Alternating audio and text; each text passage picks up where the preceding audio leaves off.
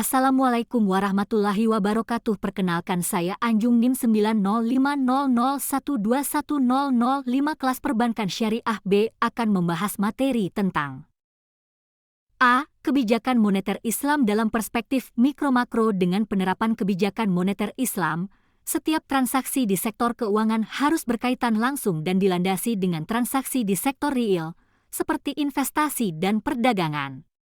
Dengan demikian, kebijakan moneter Islam tidak mengenal adanya money multiplier seperti pada praktik kebijakan moneter konvensional. Penerapan kebijakan moneter Islam secara optimal diharapkan akan memberikan berbagai dampak positif, yaitu sebagai berikut. 1.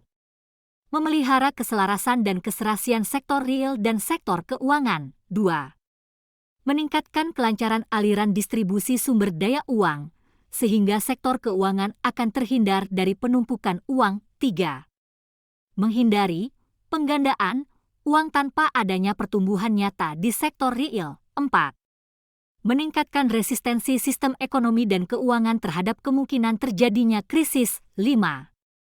Menambahkan saluran untuk adanya surplus dana di sektor perekonomian. 6.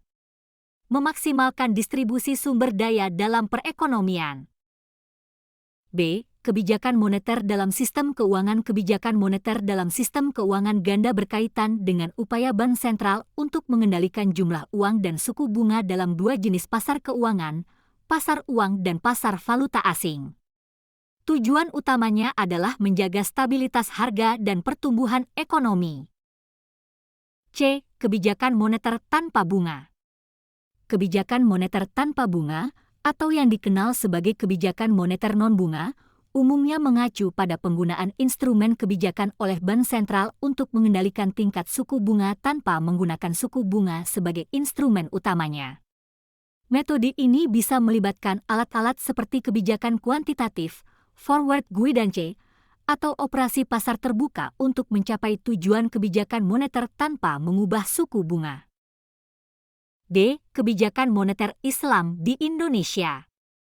Di Indonesia, kebijakan moneter yang sesuai dengan prinsip-prinsip ekonomi Islam diterapkan oleh Bank Indonesia yang bertanggung jawab atas kebijakan moneter di negara tersebut.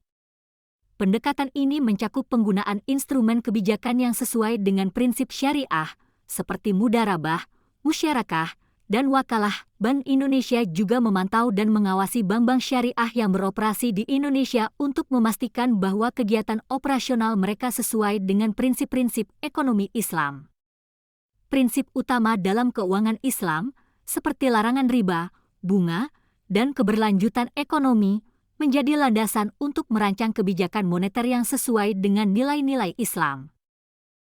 E. Praktek kebijakan moneter Islam di negeri. Praktek kebijakan moneter Islam dapat berbeda di setiap negara, tergantung pada kerangka hukum, sistem keuangan, dan pendekatan yang diambil oleh otoritas moneter. Beberapa negara dengan mayoritas penduduk Muslim mungkin menerapkan prinsip-prinsip keuangan Islam dalam lebih banyak aspek kebijakan mereka. Berikut adalah beberapa contoh. 1. Malaysia. Negara ini memiliki Bank Negara Malaysia, BNM, yang mengimplementasikan prinsip-prinsip keuangan Islam dalam kebijakan moneter. Malaysia memiliki pasar keuangan yang maju dalam sektor keuangan Islam dengan produk-produk seperti sukuk, obligasi syariah, dan produk perbankan Islam. 2. Saudi Arabia. Sebagai negara dengan sistem hukum yang didasarkan pada hukum Islam, syariah, kebijakan moneter di Saudi Arabia mencerminkan prinsip-prinsip tersebut. Saudi Arabian Monetary Authority, sama, bertanggung jawab atas kebijakan moneter di negara ini.